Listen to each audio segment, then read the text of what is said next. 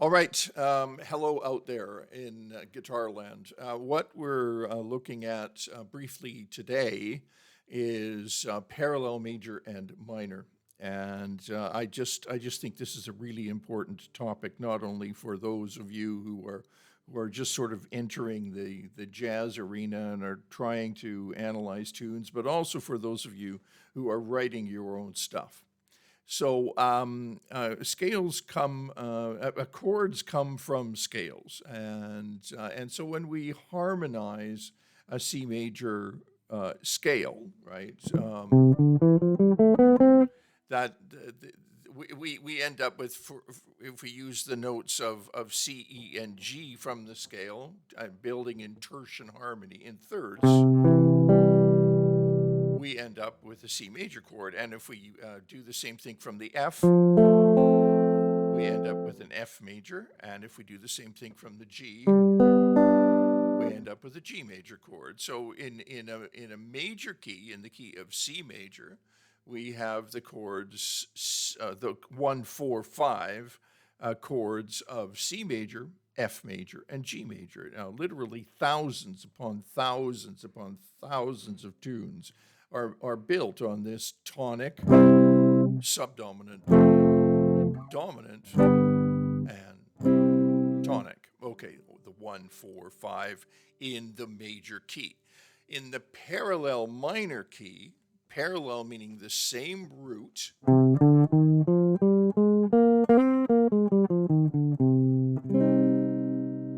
the parallel minor being the C minor scale, we have a 1, 4, 5 out of that C minor scale. The one chord in C minor in the key of C minor is C minor.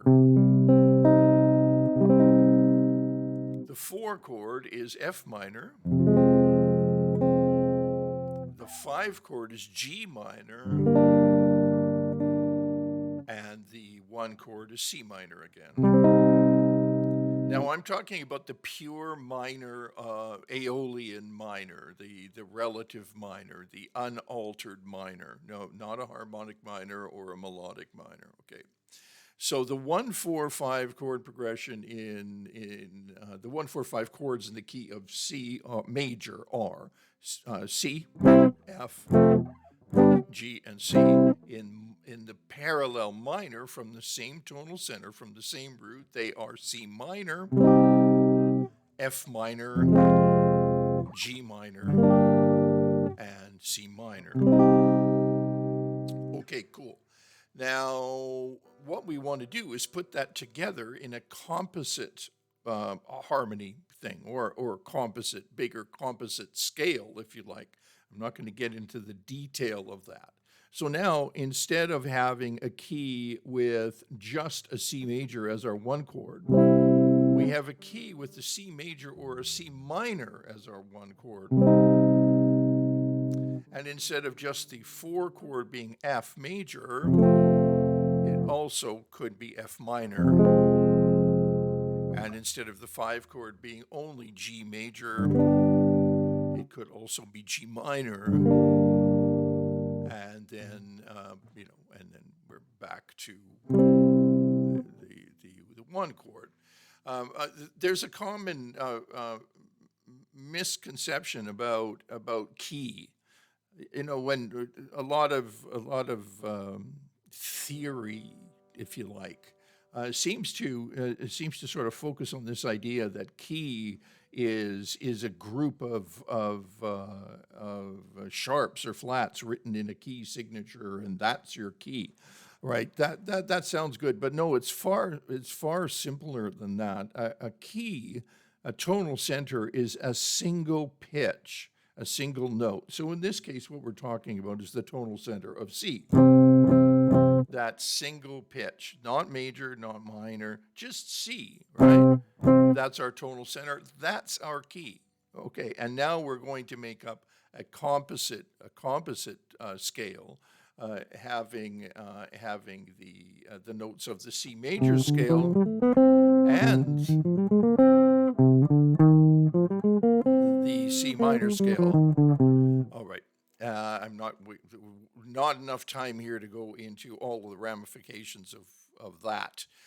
But let's take a look at some of the progressions that happen if we use this idea of 1, 4, and 5, and change up the chords to some parallel minor key chords, right? So I've got an example written down here. Number 1, C major. 4,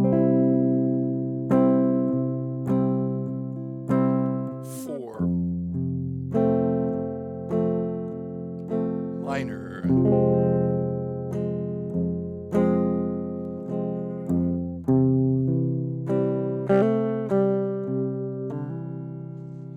So as you can hear, I mean, you've probably heard that chord progression, maybe not knowing it 1,000 times before. It's a lovely movement, and that F minor, we say, comes from the parallel minor key, right? Because it's the 4 chord in the key of C minor, and we borrow it for this movement.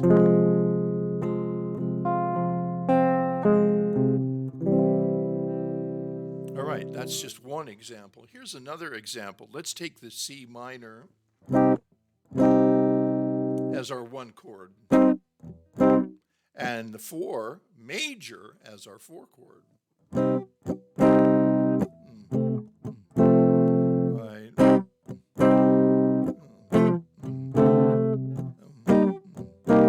Or maybe this voicing here, C minor.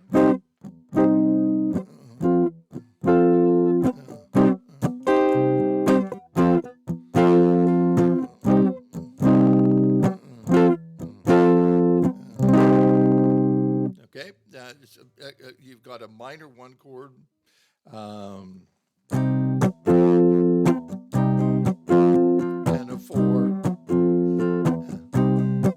and a 4 major, right? Again, it's we can look at that as being a composite situation with minor and major together. There are other ways to look at that, but we're looking at composites right now. And here's another example: C minor.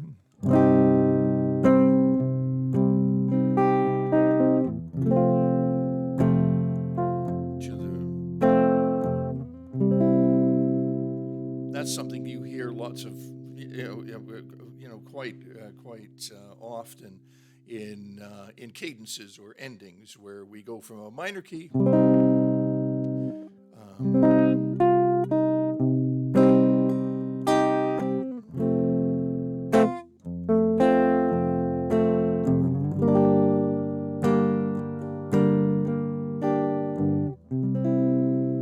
to a major key.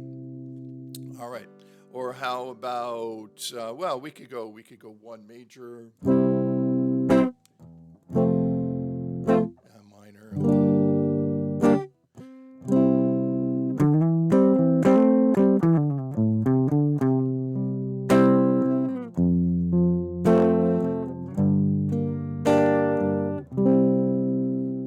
much softer resolution with that 5 minor chord back to the 1.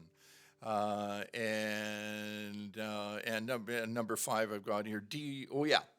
So now this is the first time I'm going to just take a look at the 2 chord, only the 2 chord in a major key, in the key of C major. If we use the notes of C major to build the 2 chord, we end up with a D minor chord. So a 2 chord in the key of C major is a D minor. Going to a G7 chord, if we harmonize that chord to 4 notes, G7, and then going back to the 1. So 2 chord, 2, 5, 1. If I take that C major chord and turn it into a 4-note chord, then it starts to sound a little jazzier. I could do the same thing with the 2 chord, D minor 7, G7, and C major 7. All right, but again on this composite train of thought here, the 2 chord in the minor key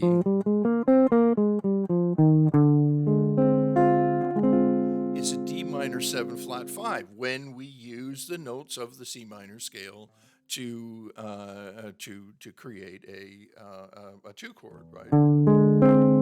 So we've got that flat 5,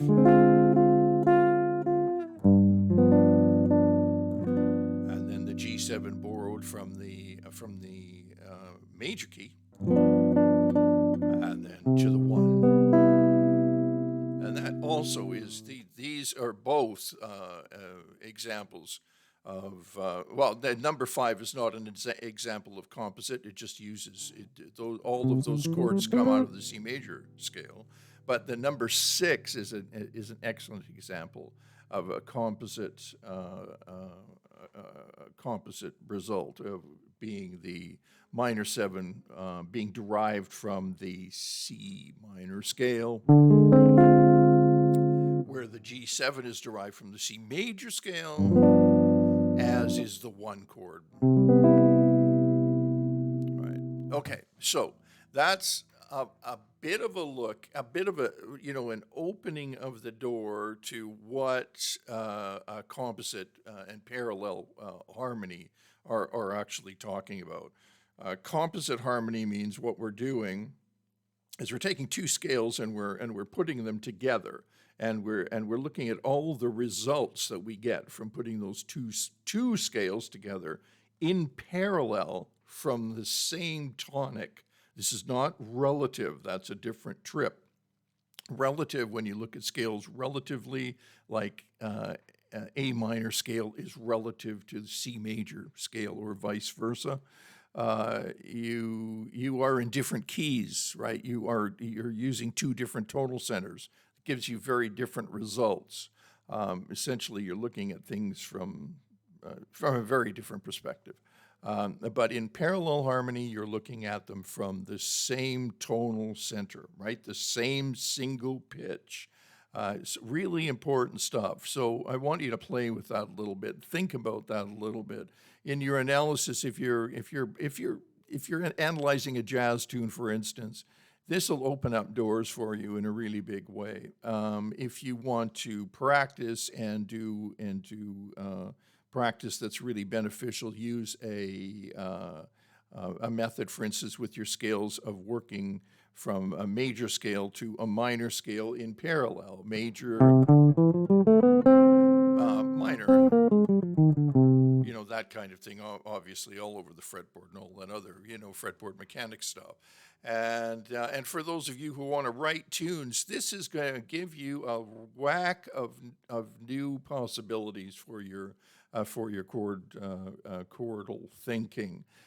So in parallel, just start with the 1-4-5 in major, the 1-4-5 in minor, and think of them in parallel. Then add the 2 and the harmonic ramifications of the 2 chord are pretty cool. Okay. That's it for a little study of a quick study of harmony and how that expresses itself a little bit on the guitar fretboard, and I hope it expresses itself in your thinking and the way you begin to analyze and hear things. Okay. That's it for today. Thanks for stopping by. If this is of any value to you, please click like and subscribe. I should have probably said that at the beginning of the video. And comments are really helpful. If you want to see me take a certain direction or do something that's going to be helpful to you personally, let me know what that is. Okay, that's it for today on parallel, major, and minor, and a little trip into composite harmony.